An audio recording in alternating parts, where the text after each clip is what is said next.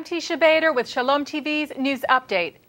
Reuters reports that the Palestinians sent a letter to UN Secretary General Ban Ki-moon and the UN Security Council accusing Israel of planning to commit further, quote, war crimes by expanding Jewish settlements.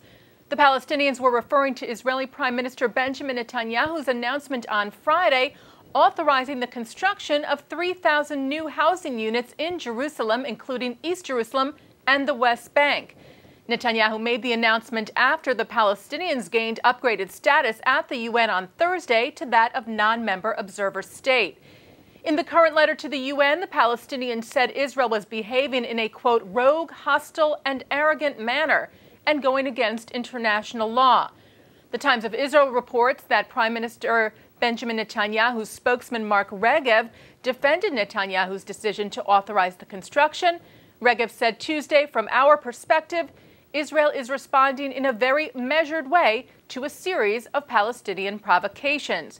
He added that the government had authorized preliminary planning and zoning work in the controversial E1 area that connects Ma'ale Adumim to Jerusalem, but that the government had not yet decided whether to authorize the construction there.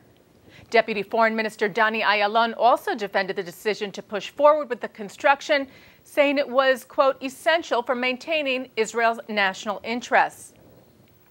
Speaking of Ayalon in a political shakeup, Yisrael Beitenu chairman Avigdor Lieberman has removed Ayalon from the party's list ahead of the upcoming elections in Israel. The two reportedly had a falling out in recent months, though no official reason was given for the move.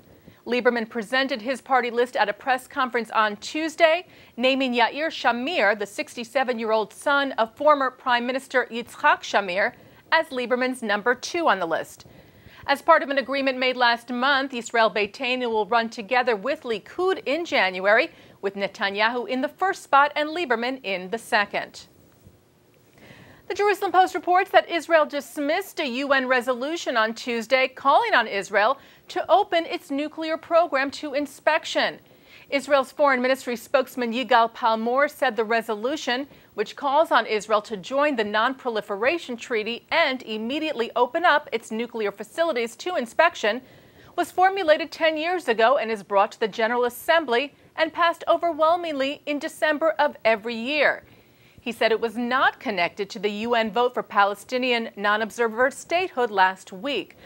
Palmor further said that the UN General Assembly had lost all its credibility regarding Israel with these kind of votes, which single out Israel and are sure to pass with an automatic majority every time.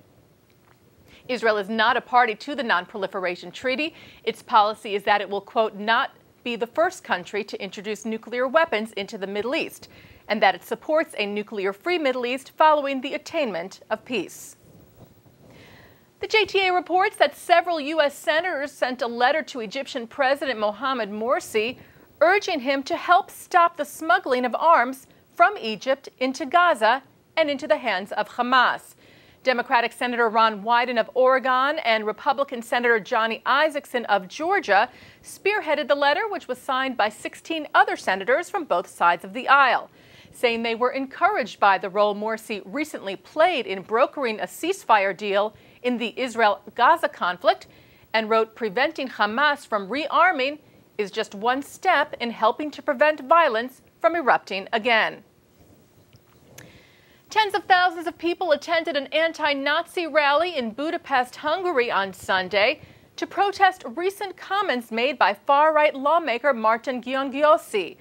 As we reported to you last week, Gyöngyösi, who is a leader in Hungary's Jobbik party, had called for a list to be compiled of how many Jews there were in the Hungarian parliament, saying they represent a, quote, certain national security risk to Hungary. Gyöngyösi later apologized to his, quote, Jewish compatriots for the statement, but added that Hungary needed to be wary of, quote, Zionist Israel and those serving it also from here. The rally on Sunday to protest Gyöngyösi was organized by Jewish and civic groups and included politicians from both the government and opposition in Hungary, as well as the Israeli and American ambassadors to Hungary. On Monday, Hungarian Prime Minister Viktor Orban condemned Gyöngyösi's remarks, saying, I would like you to know that as long as I am standing in this place, No one in Hungary can be hurt or discriminated against because of their faith, conviction, or ancestry. The U.S. Commission on International Religious Freedom also condemned Gyöngyösi on Monday. USCIRF Chair Katrina Lantos-Sweat, who is the daughter of the late U.S. Congressman Tom Lantos, said, "As the daughter of Hungarian Holocaust survivors, this statement by the leader of a political party and sitting member of parliament is deeply concerning." Further saying the listing of Jews in Hungary brings up memories of the darkest days of Nazism, when hundreds of thousands of Jews were killed or deported to their death. There is no place, she said, for such talk in civilized societies. And that's Shalom TV's news update. I'm Teisha Bader.